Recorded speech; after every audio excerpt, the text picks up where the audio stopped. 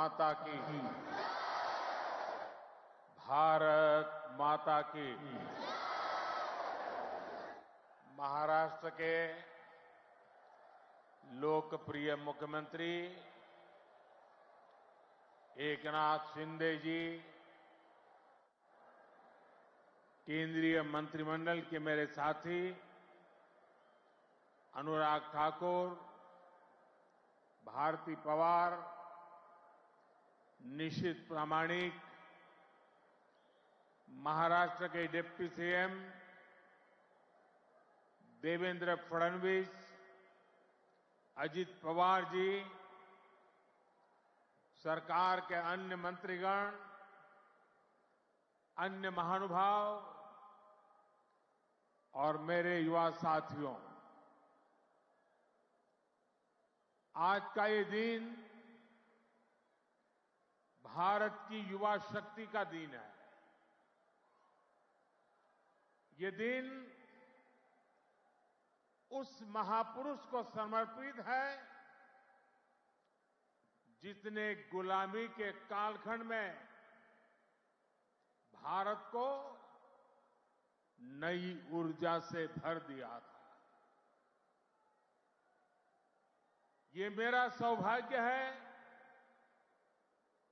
कि स्वामी विवेकानंद की जयंती पर मैं आप सब नौजवानों के बीच नासिक में हूं। मैं आप सभी को राष्ट्रीय युवा दिवस की शुभकामनाएं देता हूं। आज ही भारत की नारी शक्ति की प्रतीक राजमाता जिजाऊ मां साहब की भी जन्म जयंती है।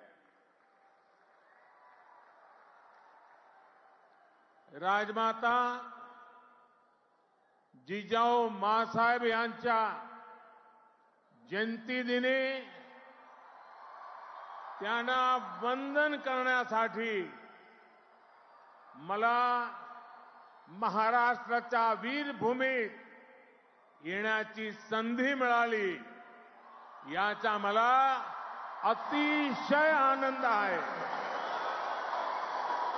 मी त्यांना कोटी कोटी वंदन करतो।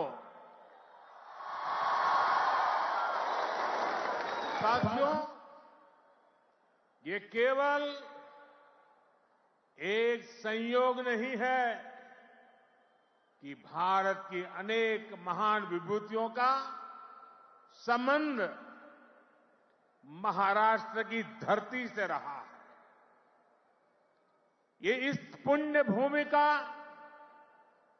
इस वीर भूमि का और इस तपोभूमि का प्रभाव है।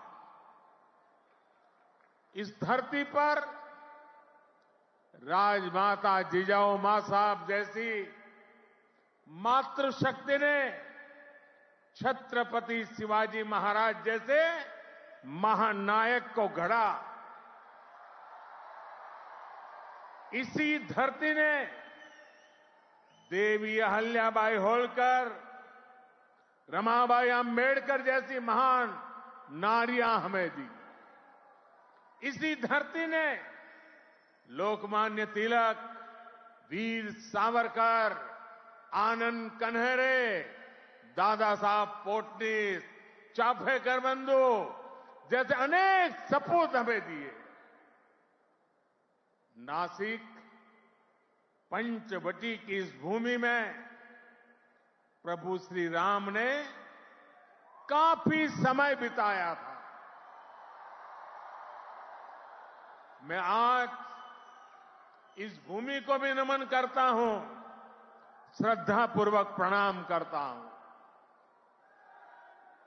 मैंने आह्वान किया था कि जनवरी तक हम सभी 22 जनवरी तक हम सभी देश के तीर्थ स्थानों की, मंदिरों की साफ सफाई करें, स्वच्छता का अभियान चलाएं। आज मुझे कालाराम मंदिर में दर्शन करने का, मंदिर परिसर में सफाई करने का सौभाग्य मिला है। मैं देशवासियों से फिर अपना आग्रह दोहराऊंगा कि राम मंदिर में प्राण प्रतिष्ठा के पावन अवसर के निमित्त देश के सभी मंदिरों में, सभी तीर्थ क्षेत्रों में स्वच्छता अभियान चलाएं, अपना श्रमदान करें। मेरे युवा साथियों, हमारे देश के ऋषियों, मुनियों, संतों से लेकर सामान्य मानवी तक सभी ने हमेशा युवा शक्ति को सर्वोपरि रखा है। श्री अरबिंदो कहते थे कि अगर भारत को अपने लक्ष्य पूरे करने हैं तो भारत के युवाओं को एक स्वतंत्र सोच के साथ आगे बढ़ना होगा। स्वामी विवेकानंद जी भी कहते थे, भारत की उम्मीदें भारत के युवाओं के चरित्र, उनकी प्रतिबद्धता पर टिकी है, उनकी बौद्धिकता पर टिकी है। श्री अरबिंदो स्वामी विवेकानंद का ये मार्गदर्शन आज 2024 में भारत के युवा के लिए बहुत बड़ी प्रेरणा है। आज भारत दुनिया की टॉप 5 इकोनॉमी में आया है।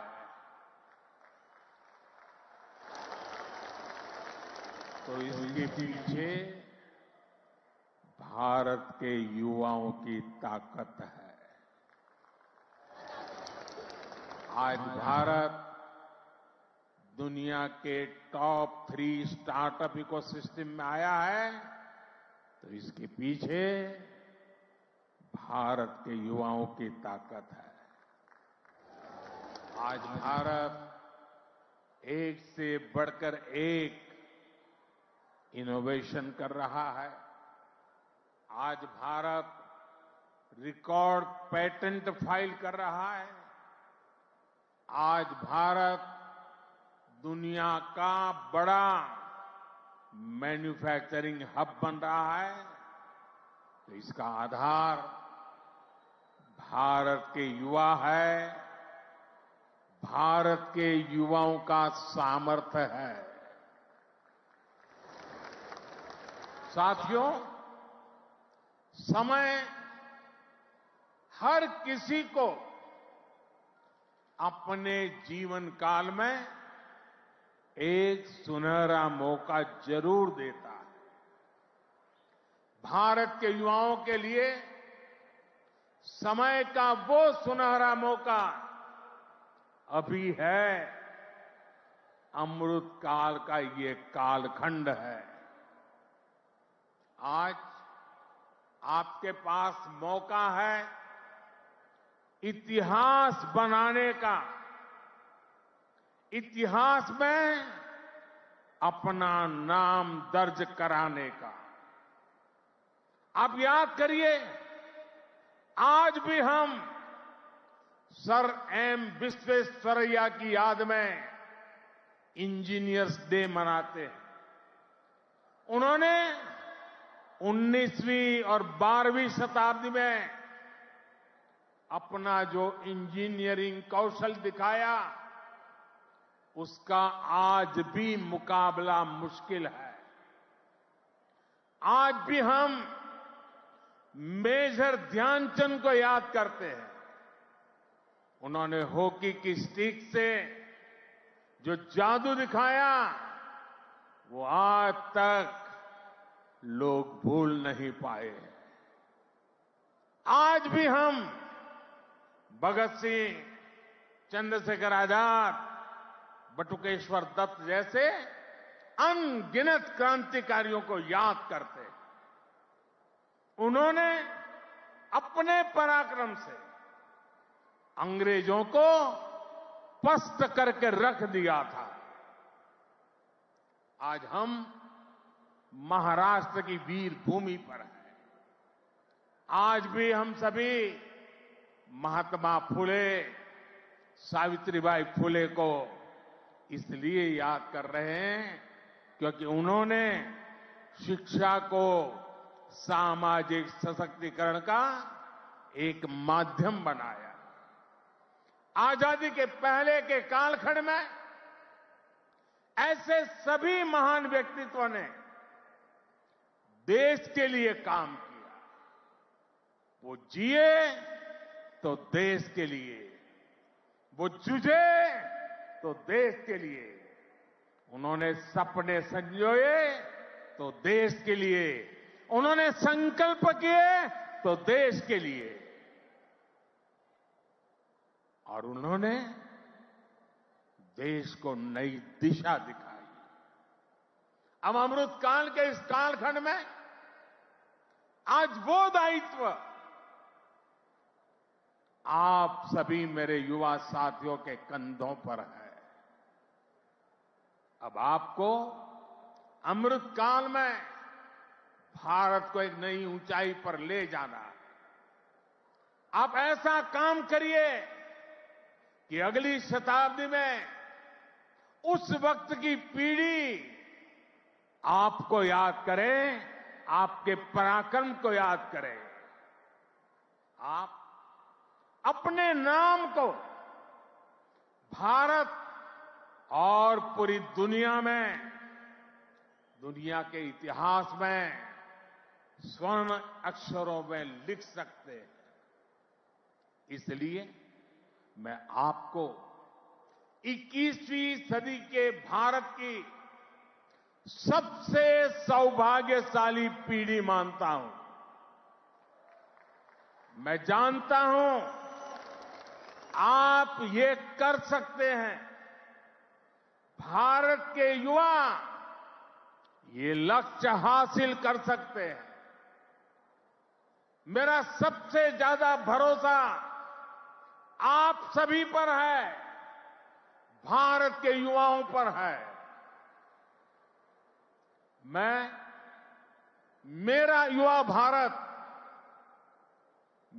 युवा भारत संगठन से जिस तेजी के साथ देश के कोने कोने में युवा जुड़ रहे हैं, उससे भी बहुत उत्साहित हूं।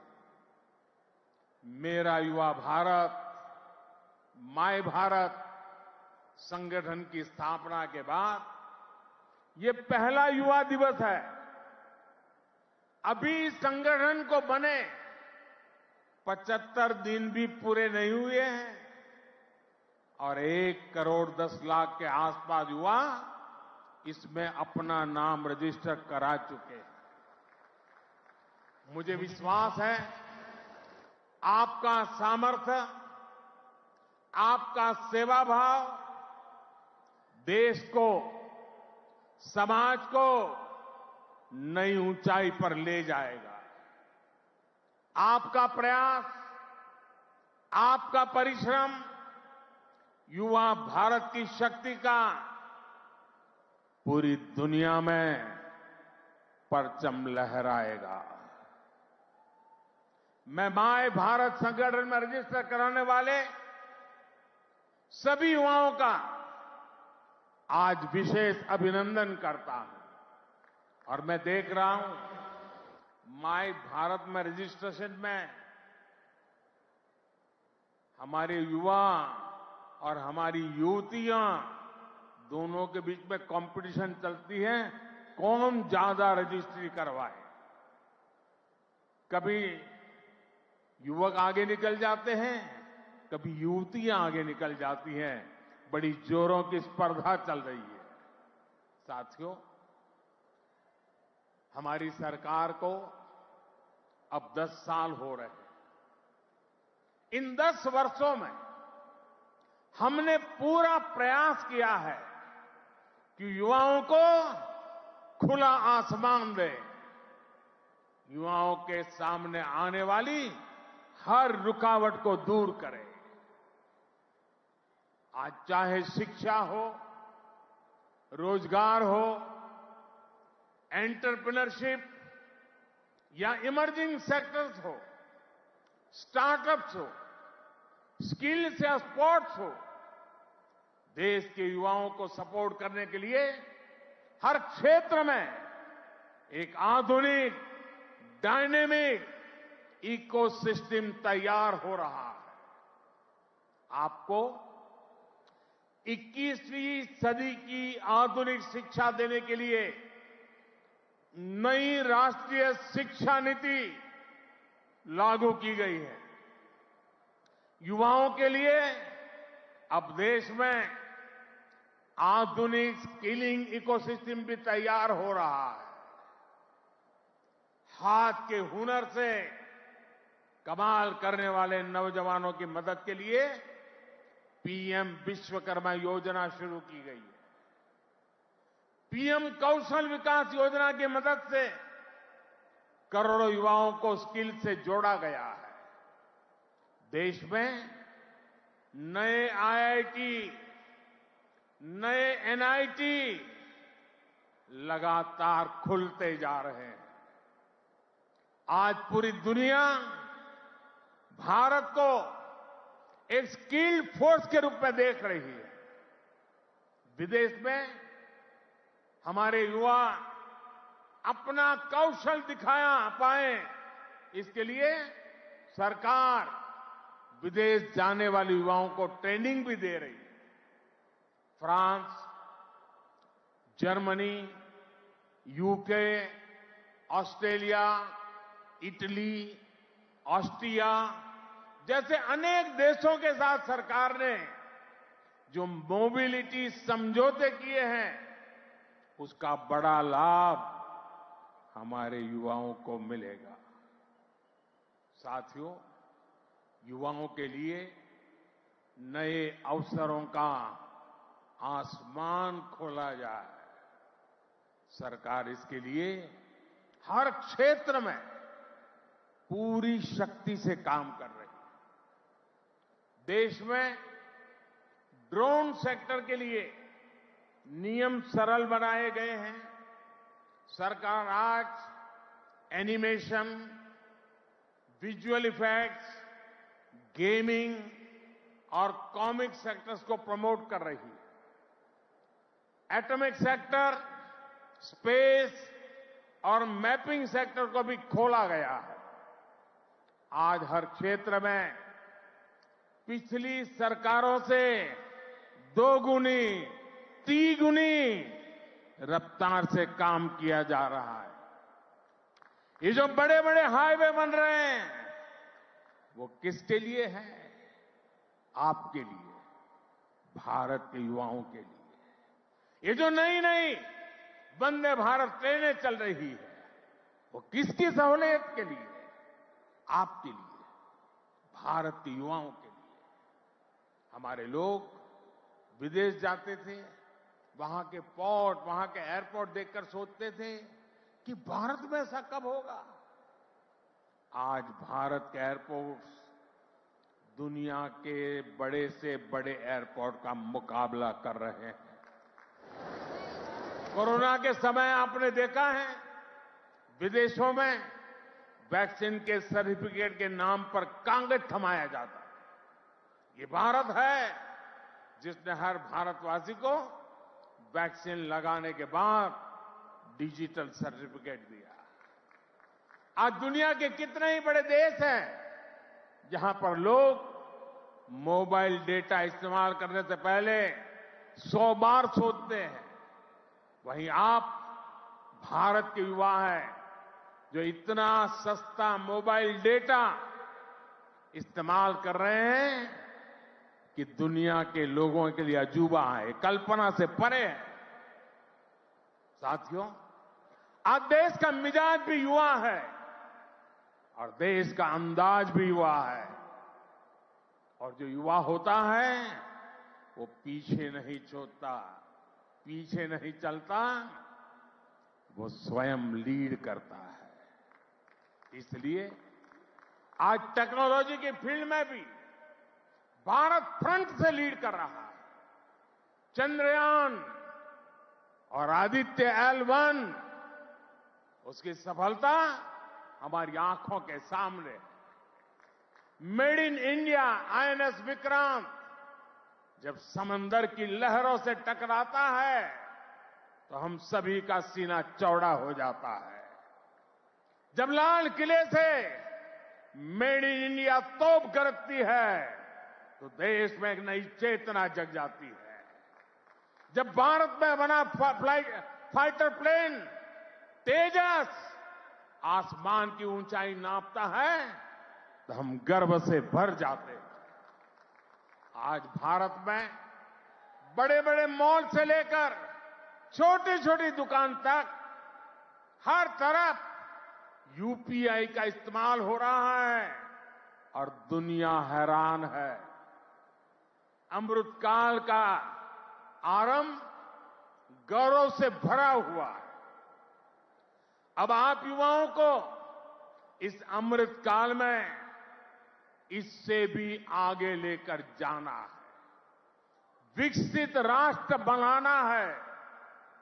साथियों, आपके लिए ये समय सपनों को विस्तार देने का समय है। अब हमें केवल समस्याओं के समाधान नहीं खोजने हैं, हमें केवल चुनौतियों पर विजय नहीं पानी है, हमें खुद अपने लिए नए चैलेंजेस तय करने होंगे। हमने 5 ट्रिलियन इकोनॉमी का लक्ष्य सामने रखा है। हमें दुनिया की तीसरी सबसे बड़ी अर्थव्यवस्था बनना है। हमें आत्मनिर्भर भारत अभियान के सपने को सिद्धि देनी है। हमें सर्विसेज और IT सेक्टर की तरह भारत को विश्व का मैन्युफैक्चरिंग हब भी बनाना है।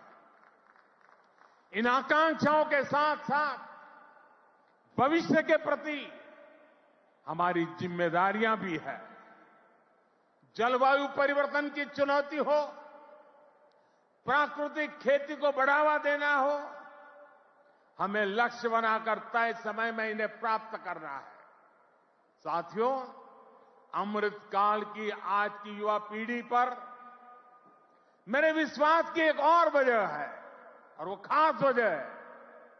इस कालखंड में देश में वो युवा पीढ़ी तैयार हो रही है जो गुलामी के दबाव और प्रभाव से पूरी तरह मुक्त है। इस पीढ़ी का युवा खुलकर कह रहा है, विकास भी और विरासत भी। ये लोग आयुर्वेद तो हमारे देश में योग हो या आयुर्वेद हो हमेशा भारत के लिए एक पहचान के रूप में रहा है, लेकिन आजादी के बाद इन्हें ऐसे ही भुला दिया गया। आज दुनिया इन्हें स्वीकार कर रही है। आज भारत का युवा योग आयुर्वेद का ब्रांड एम्बेसडर बन रहा है। साथियों, आप अपने दादा दादी, अपने नाना नानी से पूछिएगा, वो आपको बताएंगे कि उनके दौर में रसोई में बाजरे की रोटी, कोदो, कुटकी, रागी, ज्वार यही तो हुआ करता था।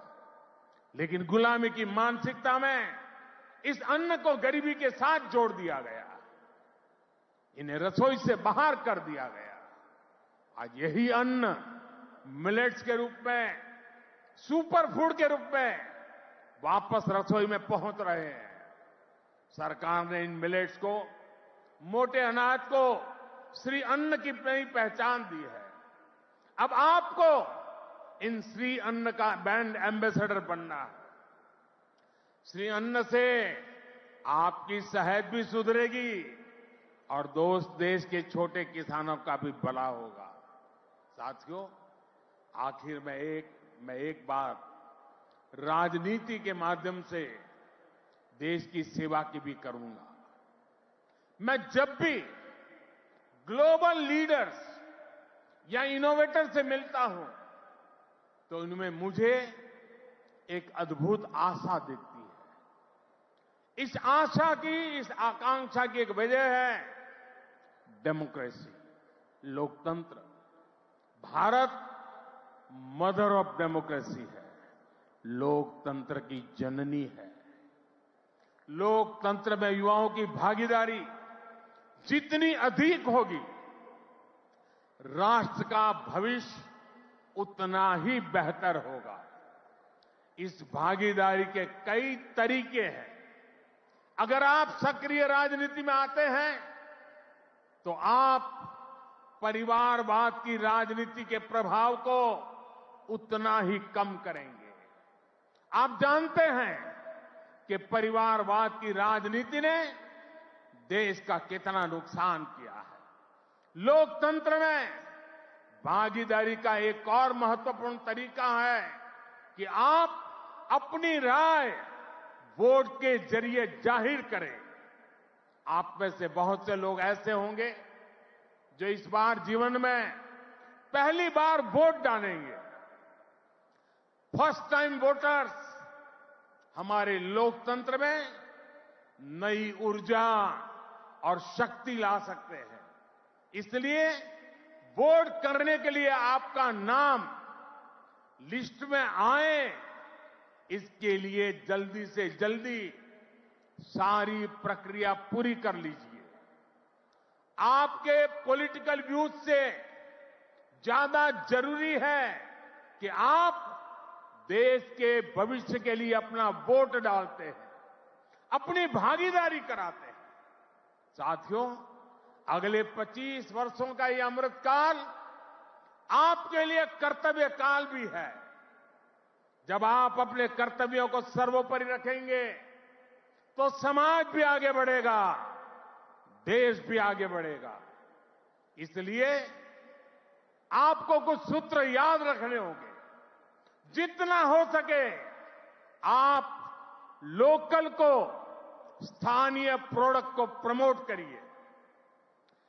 मेड इन इंडिया प्रोडक्ट का ही इस्तेमाल करिए। किसी भी तरह की ड्रग्स और नशे की लत से बिल्कुल दूर रहिए। इन्हें अपने जीवन से दूर रखिए। और माताओं, बहनों, बेटियों के नाम अपशब्दों का, गालियों का इस्तेमाल करने का जो चलन है, उसके खिलाफ आवाज उठाइए, इसे बंद करवाइए। मैंने लाल किले से भी इसका आग्रह किया था, आज फिर से दोहरा रहा। साथियों, मुझे विश्वास है आप सब, हमारे देश का एक एक युवा अपने हर दायित्व को पूरी निष्ठा और सामर्थ्य से पूरा करेगा। सशक्त, समर्थ और सक्षम भारत के स्वप्न की सिद्धि को जो दीप हमने जलाया है, वो इसी अमृतकाल में अमर ज्योति बनकर विश्व को प्रदीप्त करेगा। इसी संकल्प के साथ आप सभी का बहुत बहुत धन्यवाद।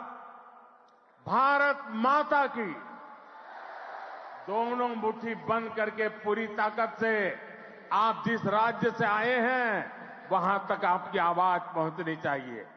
भारत माता की, भारत माता की, भारत माता की, भारत माता की।